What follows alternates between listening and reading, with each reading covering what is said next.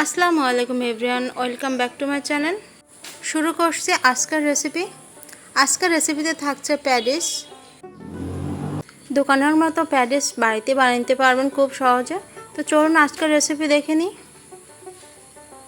তো ফার্স্টে একটা ডো বানিয়ে নিব। তার জন্য মিক্সিং বলে আটা নিয়ে নিচ্ছি 1.5 কাপ। তো তার সাথে দিয়ে দিচ্ছি স্বাদ মতো লবণ আর 2 টেবিল চামচ সয়াবিন তেল। এখন সবগুলো উপকরণ ভালো করে মিশিয়ে নিব। মিশানো হয়ে গেলে এখন এর মধ্যে দিয়ে দিচ্ছি কুসুম গরম পানি। অবশ্যই কুসুম গরম পানিটা দিবেন, তাহলে ডোটা অনেক সফট হবে। তো এখন এই ডোটা রেস্টে রেখে দেবো 10 মিনিটের জন্য। এদিকে আমি প্যাডিসের পুরটা বানিয়ে নিব। তো কচুলা একটা কড়া বসে তার মধ্যে দিয়ে দিলাম 2 টেবিল চামচ সয়াবিন তেল। তারপর দিয়ে দিচ্ছি আস্ত জিরা। জিরাটা হালকা একটু ভেজে নিব। ভাজা হয়ে গেলে এখন দিয়ে দিচ্ছি 1 কাপ পেঁয়াজ। এই পুরটা আমি পেঁয়াজ দিয়ে বানাবো। তারপর দিয়ে দিচ্ছি আদা রসুন কুচি 1/2 টেবিল চামচ করে।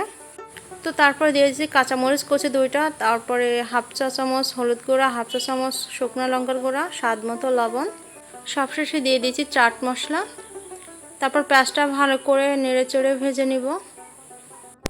তো দেখুন পেঁয়াজটা কিন্তু অনেকটা কালার চলে আসছে আর ভাজা ভাজা মতো হয়ে গেছে। এখন এই পেঁয়াজটা নামিয়ে রেখে দেব, ঠান্ডা করে পরবর্তীতে ব্যবহার করব। তো তারপরে একটা ঘোল বানিয়ে নেব। ঘোলটা বানানোর জন্য এখানে সয়াবিন তেল দিয়েছি 2 টেবিল চামচ আর 2 টেবিল চামচ কর্নফ্লাওয়ার। এটা একটা সাইডে রেখে দিচ্ছি, পরবর্তী ব্যবহার করব। তো 10 মিনিট পরে দেখুন ডোটা কতটা সফট হয়েছে। এখন এই ডো থেকে ছোট ছোট লেচি কেটে নিব। সবগুলো লেচি কাটা হয়ে গেছে। এখন একটা লেচি নিয়ে রুটি মতো করে বেলে নিব। এই রুটিটা কিন্তু অনেকটা পাতলা করতে হবে, যতটা সম্ভব পাতলা করে নেবেন, তাহলে কিন্তু প্যাডিসের লেয়ারটা অনেকটা মুসমুসে হবে। দেখুন একটা রুটি বেলার পরে এভাবে এপাশ ওপাশ কিন্তু হাত দিলে দেখা যাচ্ছে, এভাবে পাতলা করে বেলে নেবেন। তো সবগুলো রুটি আমার বেলা হয়ে গেছে। এখন একটা রুটির উপর দিয়ে দিচ্ছি বানিয়ে রাখা ঘোল। ঘোলটা দেওয়ার পরে হাত দিয়ে চারিদিকে মাখিয়ে নিতে হবে। তো তারপর দিয়ে দিচ্ছি উপর থেকে একটু কর্নফ্লাওয়ার। কর্নফ্লাওয়ারটা দেওয়ার পরে আর একটা রুটি উপরে দিয়ে দিব।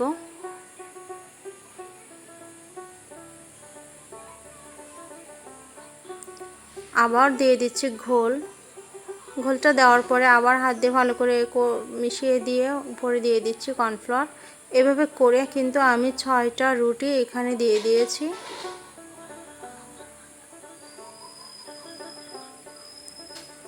উপরে আর একটু কর্নফ্লাওয়ার দিয়ে এখন পরোটার একটা ভাঁজ দিয়ে নিব। পরোটার ভাঁজ আমরা সবাই দিতে পারি।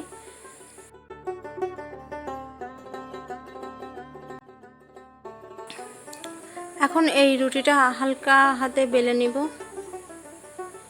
বেশি চাপাচাপি করে বেলতে যাবেন না, তাহলে কিন্তু এক সাইড পুরো এক সাইড পাতলা থাকবে। তো বেলা হয়ে গেছে, এখন চারি সাইড ছুরি দিয়ে কেটে নিব।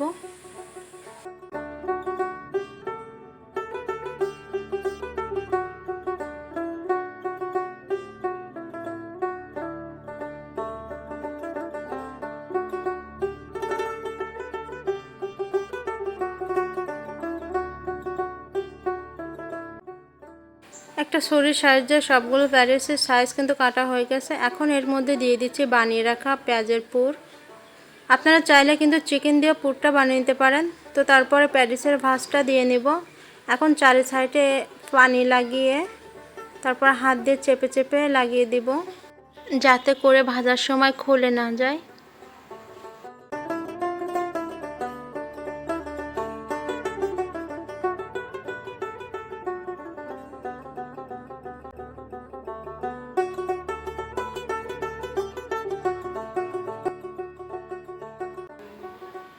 তো সবগুলো প্যাডিস বানানো হয়ে গেছে। এখন গরম তেলে প্যাডিসগুলো ভেজে নেব।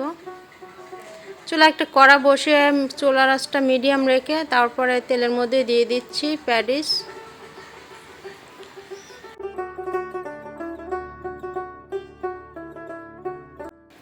এখন একটা চপস্টিক দিয়ে হালকা করে লেয়ারগুলো বের করে দিব, এভাবে নেড়ে নেড়ে।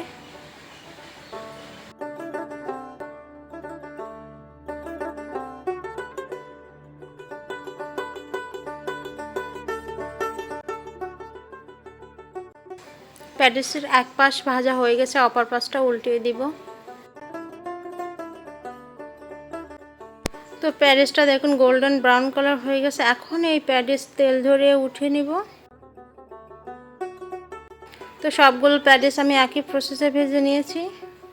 তো তৈরি হয়ে গেল মুসমুসে দারুণ স্বাদের প্যাটিসগুলো বাচ্চাদের টিফিনে বা বিকেলের নাস্তায় রাখতে পারেন। তো একটা ভেঙে আপনাদের দেখিয়ে দিচ্ছি কতটা মুসমুসে হয়েছে। তো দেখুন কতটা মুসমুসে হয়েছে, ভেতরে একদম নরম। তো বাসায় একবার হলো এই রেসিপিটা ট্রাই করবেন। আবারও কথা হবে নতুন কোনো ভিডিও নিয়ে আপনাদের সঙ্গে। তো ভালো থাকুন, সুস্থ থাকুন, আল্লাহ হাফেজ।